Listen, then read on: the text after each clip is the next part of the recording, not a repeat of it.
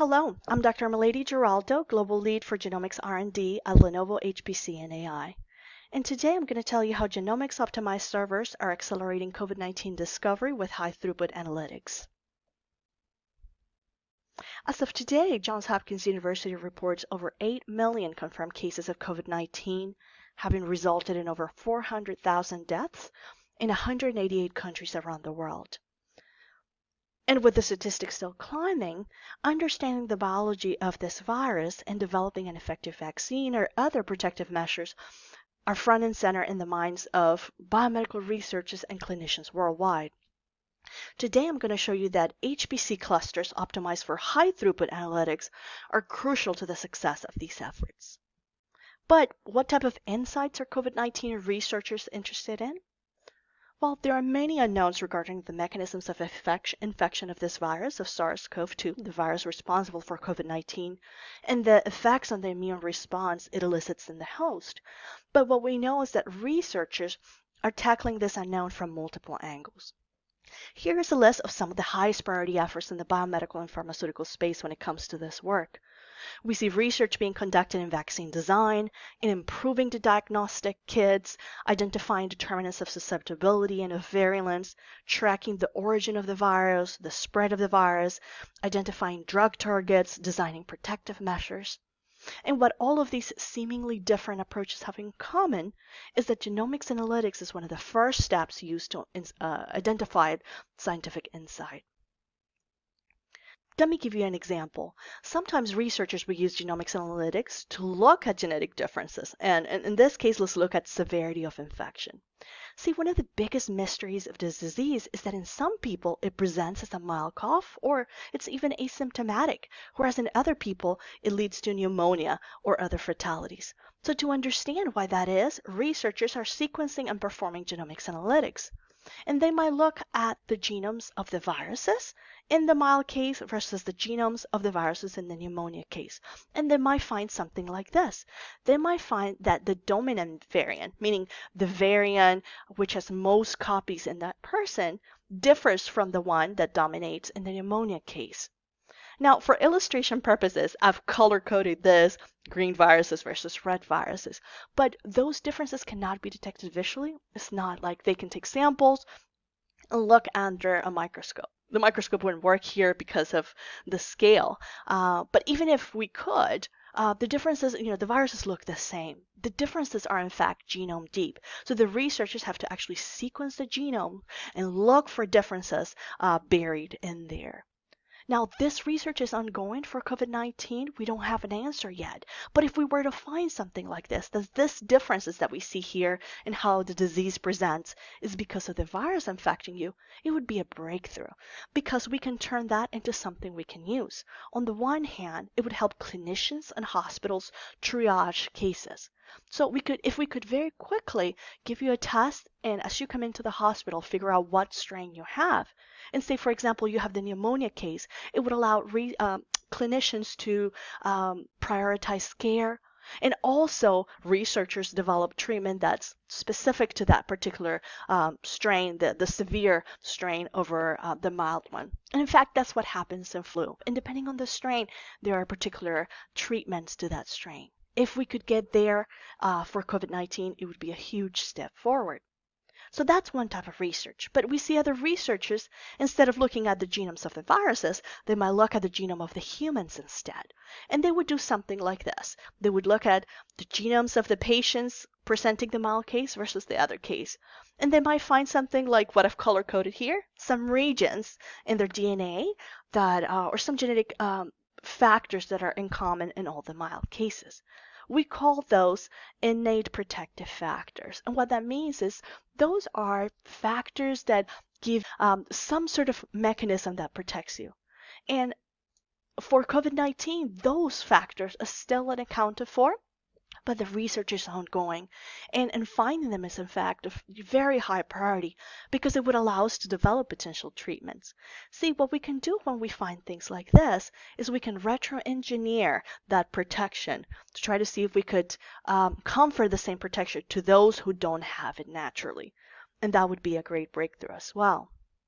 All right, so the examples I've shown you here is when researchers look genetic differences using genomics analytics, but oftentimes they look at the similarities.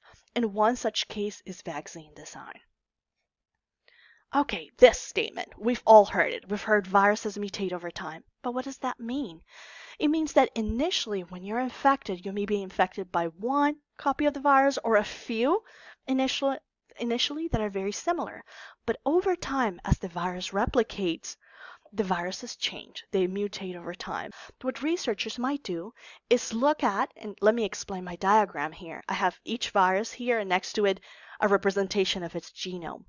Now, we know that these viruses are changing in some of those regions, but what we're trying to find are those regions that are conserved, that don't change.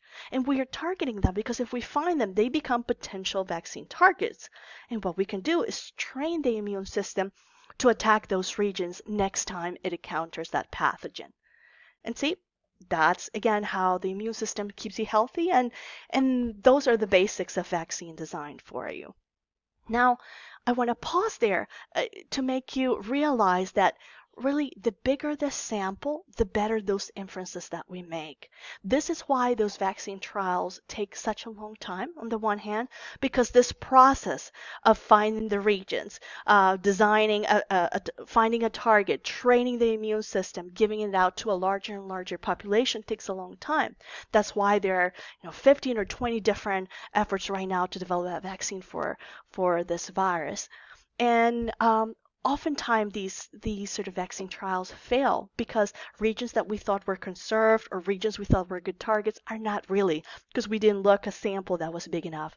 So the bigger the sample, the more throughput we can analyze, the bigger our chances of finding an effective vaccine.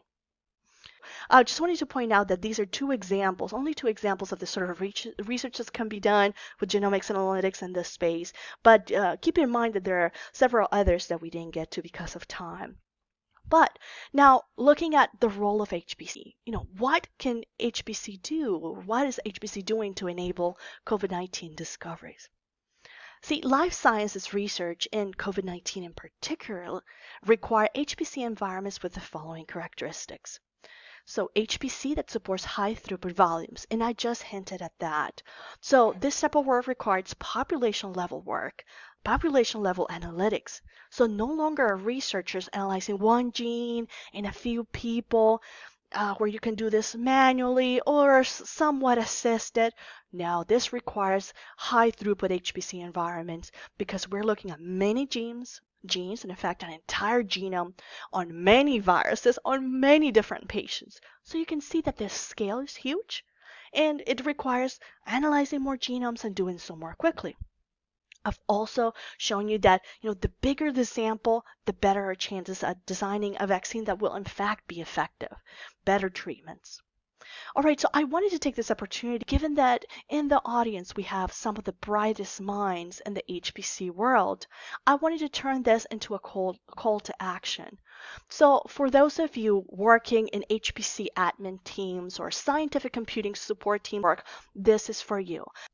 All right, so the call to action for this particular requirement is find ways to increase the throughput capacity of the workflows your researchers are running. And this is something where you can help them, where your expertise is really what's going to make a difference. On the other hand, this is one that's obvious, and since it's so obvious, I'm going to mention it again. Be prepared to increase storage capacity because this sort of work is going to generate a lot of data and fast storage capacity at that. Okay, second requirement, HPC that accelerates the secondary analyses, what we call the omics analytics. Let me tell you what I mean by that. Here is a diagram that shows you going all the way from that saliva sample to what we hope to get the COVID-19 discovery or precision medicine, whatever the life sciences research goal is. And see, this happens in three phases: primary, secondary, and tertiary analyses. The primary is when the researchers in the lab take a sample and put it into a sequencer. It's converting that biological information into a computable form. Now, secondary and tertiary analysis both happen in an HPC environment. All right, so the secondary analysis then takes the output of the sequencer, performs analytics here, and generate some information about the variation. Again, this is where those examples that I just showed you, vaccine design, looking at the different genomics analytics and so on, happen in this orange box. Then the output of this becomes the input of tertiary analyses. All right. And then, researchers would take that information about variation and perform, do biostatistics, molecular modeling, and so on to get to deliver that COVID-19 application. Now, by far, out of this entire discovery process, one of the largest bottlenecks is the secondary analysis, the omics, the genomics, and the transcriptomics analytics. So the call to action for you, HPC savvy people, is to set up robust infrastructures, because 2 out of the 3 phases are going to rely on HPC analyses, and some that speed up the secondary in particular. And I'm going to get back to this one in a couple of slides. I'll revisit it. Third requirement, a platform that increases usability. This is a big one as well. So setting up and managing a large-scale next generation sequencing, or NGS operation, has the issue that it faces a very steep learning curve. You see, normally for these secondary analysis, you're using workflows like GATK by the Broad Institute and others. You have sequential workflows of over 30 different tools that, some are single-threaded, others are multi-threaded, some are memory hungry, others are not. So this is not your traditional HPC, where we normally have one tool and then, we can optimize the best hardware for that and we farm it out to many nodes. No, most of the work occurs within one node, and you have many, many different tools running on one node. And so that's why optimizing HPC is quite a difficult problem. It requires specialized expertise. You have to know HPC, you have to know your hardware, your system, but you have to have subject expertise to do this. And so it requires so many resources.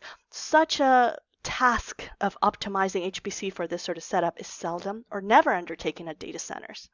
So call to action is, if there's anything you can do to lower the usability barriers in terms of setting up the pipelines, hardware optimizations that might reduce the time these take, those are areas where it could really greatly decrease the time to scientific insight, and this is an area where you can really help your researchers.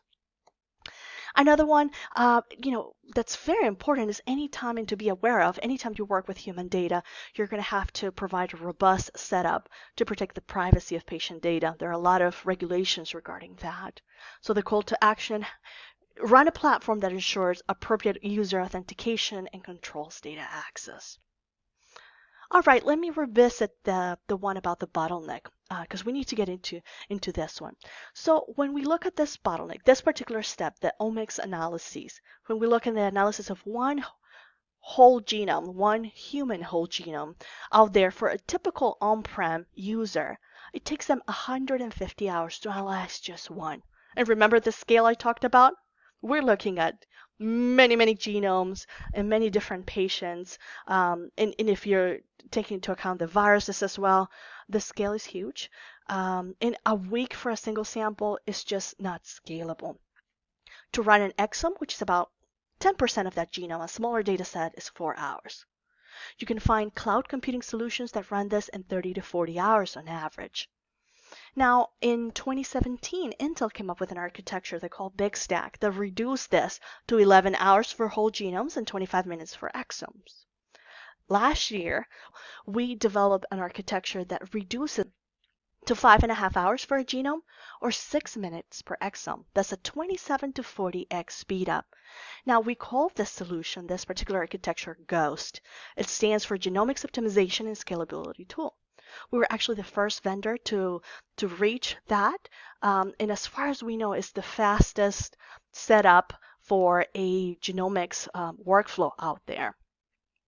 Now, after the onset of the pandemic, our team increased the optimizations even further. We cranked up our work because this is an area where we think we can contribute. See, we knew that we had to search for the best hardware and system recipe to support high throughput, accelerated speeds, usability, and an environment secure and data privacy.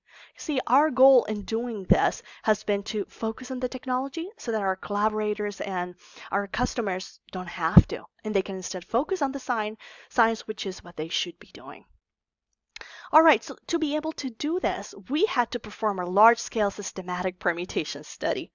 So what we started with is, okay, we know that this is a problem. There's a bottleneck that takes too long. And we sat down to think about, what are the factors affecting the performance? We looked at building blocks in terms of hardware, software, how you set up the workflow, and many, many system tuning parameters. In terms of hardware, we looked at processor, many storage options, memory from 300 gigs up to 12 terabytes, many server types, 2-socket, 4-socket, 8 sockets. In terms of software, we didn't include we didn't change the code that the actual tools that the scientists know and trust, because we didn't want to mess with the quality. We thought that, again, one place where we could contribute is, parameters and optimizing the parameters that control the hardware and the system. We tested different implementations, but we did conduct, thread scaling studies. So for example, we have all these, this is a long list of variables. We would fix all the variables and only focus on one, say threads, for 30 different tools. We would start with, okay, let's just do it with one thread. Then let's do 2 threads and see 3 threads, all the way up to the max in that particular architecture. Same with for example, the number of jobs to run in a single node. We found the sweet spot of how many jobs you should run, because our goal was, let's maximize the use of the hardware. Oftentimes with these workflows, the hardware is just sitting idle. It's not being used to its maximum capacity. So trying to maximize it without breaking the hardware was our task. So I hope you can appreciate that this required hundreds of different runs to test the permutations of the architectures, the workflow setups. And it's, this is truly a multidimensional problem. And it's such a monumental benchmarking effort that it's seldom or never undertaken at data centers, because data centers oftentimes don't have all these different building blocks, and they don't have the time to do it. The HPC admin teams are busy supporting the researchers, and the researchers are busy doing the science. So again, this is an area where we thought we would contribute, and it was quite an undertaking, but we're glad we did that, because as a result of the systematic study, we were able to find 2 other architectures that reduced the execution time down to 48 minutes, and less than a minute for an exome, which is 200x to 240x speed up for this workflow. So if you think of the genomics performance or the different levels as a spectrum, going from minutes to 150 hours, which is the max we've heard from our customers, our solutions, our Go solutions, are at the very optimized end of that spectrum. And see, the beauty of having done this so comprehensively, looking at so many factors, is that we can customize that architecture to fit different priorities. So if, for example, an institution is concerned with they want the shortest time possible, we have an architecture that gets you there. If there are other institutions who are willing to wait but are looking for more affordable options, we can do that as well. So we can play with that range, but even our most affordable architecture is also the most optimized CPU based architecture out there. In fact, we're breaking records here. We are delivering times that are similar, and in fact, I think even better than what the GPU version of this architecture can achieve. So we're breaking records again there with a much more affordable solution. Another feature of Ghost is that it supports high throughput volumes.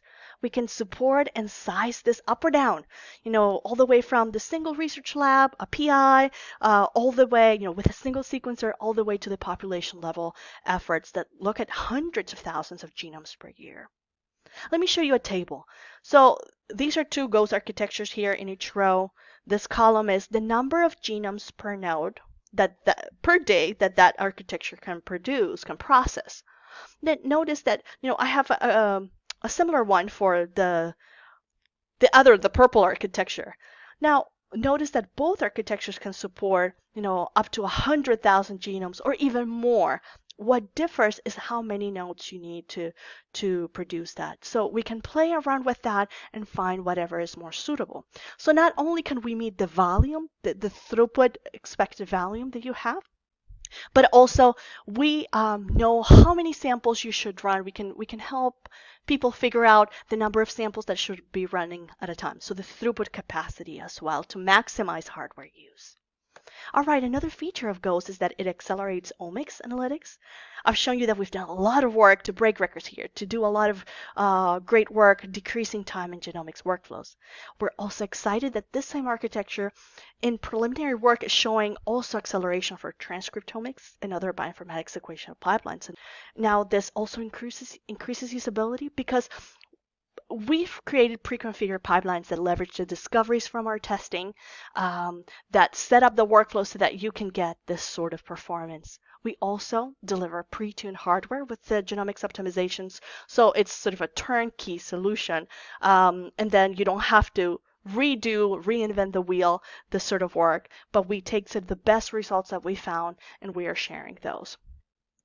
All right, we secure data privacy because when you run Ghost on-premise or in a hybrid environment, it circumvents many of the security issues plaguing the public cloud. All right, so I want to end showing you two examples of how Lenovo HPC is enabling this type of research, COVID-19 research, in data centers around the world. BGI, the Beijing Genomics Institute, is one of the largest genomics institutes in the world. In fact, they were the first, if not one of the first, to develop a testing kit for this virus. At the beginning of the year, we partnered with Intel to donate a large cluster of Ghost servers for them, also give them fast storage.